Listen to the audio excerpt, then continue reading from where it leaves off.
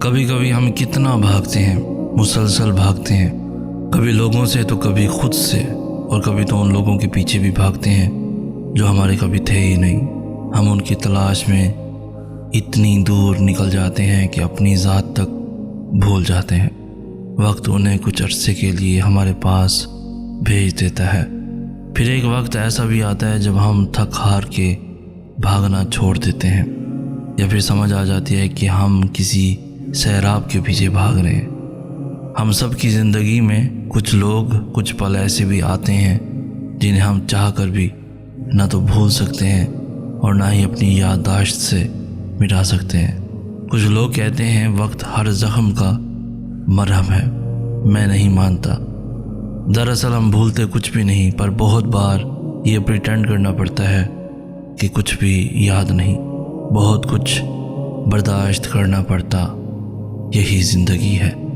جو باتیں پی گیا میں، وہی باتیں کھا گئی مجھ کو۔ بعض دفعہ لوگ آپ کا حوصلہ ختم کرنے والی باتیں محض اس لیے کرتے ہیں کہ وہ جانتے ہیں کہ آپ واقعتاً اپنے خوابوں کو پانے کی حیثیت رکھتے ہیں۔ وہ ڈرتے ہیں، خوف زدہ ہوتے ہیں، کہیں آپ واقعی ان خوابوں کی تعبیر حاصل نہ کر لیں۔ کوئی کسی سے کم یا زیادہ کی حیثیت نہیں رکھتا۔ پیسہ، اسٹیٹس، شہرت، عزت، اثر و رسوخ، یہ سب درجات ہم نے بنائے ہیں۔ ان درجات کی انسانی خوابوں میں کوئی جگہ نہیں ہے۔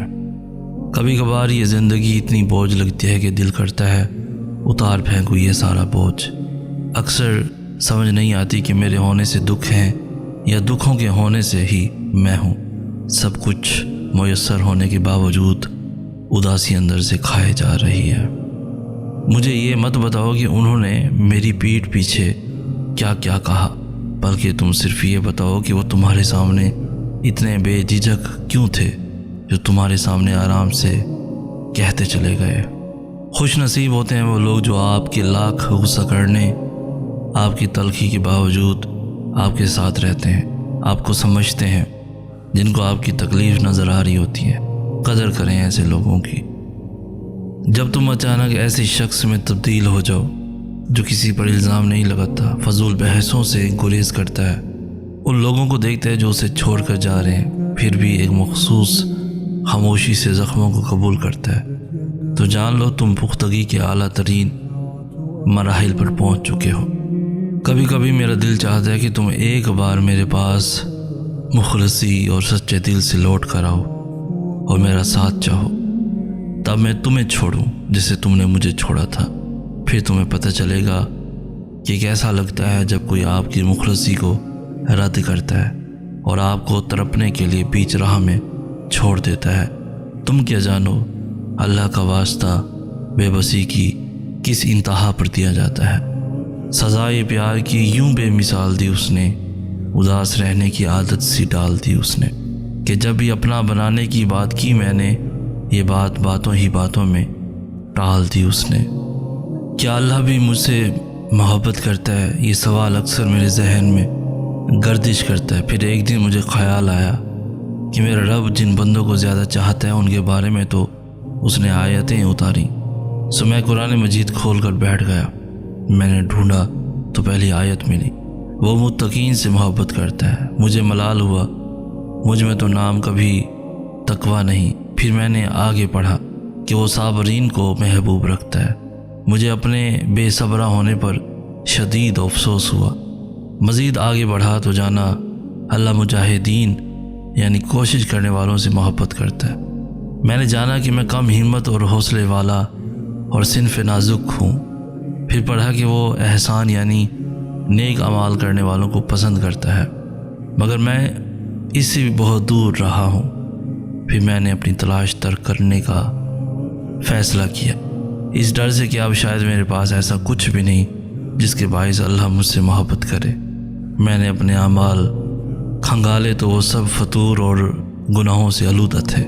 پھر اچانک میری نظر اللہ کے قول پر پڑی، بے شک اللہ توبہ کرنے والوں سے محبت رکھتا ہے۔ سو میں نے اپنا مقام پا لیا۔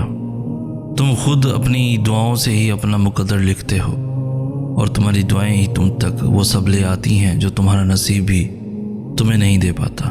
اللہ پاک تمہیں تمہاری دعاؤں کے ذریعے ہی آزماتا ہے۔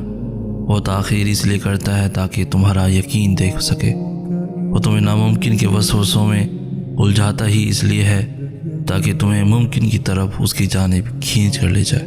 اس کے سامنے تو پتے کی بھی اتنی ہمت نہیں ہوتی کہ وہ ہل جائے، تو پھر تمہارے ہاتھوں کا اس کے روبرو اٹھنا کیسے بے وجہ ہو سکتا ہے؟ وہ جب تمہاری دعاؤں کو قبولیت کے لیے چن لیتا ہے تب وہ تمہارے دل میں دعا کا خیال بھی خود ہی ڈال دیتا ہے۔ تم سوچتے ہو کہ جو مانگ رہے ہو وہ کیسے قبول ہوگا، وہ کیسے تمہیں ملے گا، اور پھر وہ تمہیں خبر ہی نہیں ہونے دیتا کہ اس نے تمہیں ہی تمہاری دعاؤں کی قبولیت کا وسیلہ بنا دیا۔ تم نصیب اور وقت سے لڑتے ہو، یہ سوچے بنا ہی کہ نصیب لکھنے کا اختیار تو اللہ پاک نے تمہیں دے رکھا ہے کہ اپنی دعاؤں سے جب چاہو جو چاہو بدل ڈالو۔ تمہاری دعائیں وہ سب کر سکتی ہیں جو تمہارا مقدر نہیں کر سکتا، اور دعاؤں سے تو رب بھی مل جاتا ہے، تو پھر یہ چاہت کیا چیز ہے؟ تمہیں یقین رکھنا ہے کہ جو اسے مانگ لیا جائے وہ مل کر ہی رہتا ہے، پھر وہ تمہیں وہاں سے دے گا کہ تمہاری دعائیں بھی حیران رہ جائیں گی۔ ایک شخص غصے کا بہت تیز تھا۔ ایک عالم نے مشورہ دیا، جب غصہ آئے تو جنگل جا کر درخت میں کیل ٹھوکنا۔ اس نے ایسا ہی کیا، آخر ایک دن اس کا غصہ ختم ہو گیا۔ اس نے عالم کو بتایا، عالم نے کہا اب اس درخت سے یہ کیل نکال لو۔ آدمی نے کیلیں نکال لیں لیکن درخت میں سوراخ ہو گئے۔ عالم نے کہا یہ وہ سوراخ ہیں جو تم غصے کی حالت میں لوگوں کے دلوں میں کرتے تھے۔ آپ کا رب آپ سے بہت محبت کرتا ہے، لوگوں کی خاطر اس کو ناراض نہ کیا کریں۔ اب اس کی ایک مان کر دیکھیں، وہ آپ کے لیے کیسے کیسے راستے بناتا ہے، جبکہ لوگوں کی خواہشات کا پیالہ کبھی نہیں بھرنا۔ آپ ان کے لیے کچھ بھی کر لیں، نظر ان کو وہی آنا ہے جو آپ ان کے لیے نہیں کر پائے۔ زندگی کو اللہ کی حدود میں رہ کر گزاریں، آپ کی زندگی بہت خوبصورت ہو جائے گی۔ اللہ کے لیے کچھ چھوڑ کر تو دیکھیں اور پھر صبر کریں، وہ آپ کے صبر کے بدلے میں آپ کو بہت بخت لگا دے گا۔ یہ دنیا بھی دھوکہ ہے اور یہاں کے لوگ بھی آپ کا ہمیشہ ساتھ نہیں دیں گے۔ خود کی قدر کریں، خود کو جہنم سے بچائیں، لوگوں کی خاطر رب کے احکامات سے منہ نہ موڑیں۔ کبھی تم نے روحوں کا تڑپنا چیخنا سنا ہے؟ روحوں پہ عذاب کا ذکر پڑھا ہوگا، کبھی تجربہ ہوا ہے؟ کبھی تم نے اللہ کی محبت کسی انسان کے نام کی ہے؟ اپنی نمازوں کے اوقات کسی انسان کی سوچوں میں بتائے ہیں؟ یقین کرو یہی وہ پل ہوتے ہیں جب روح چیختی ہے۔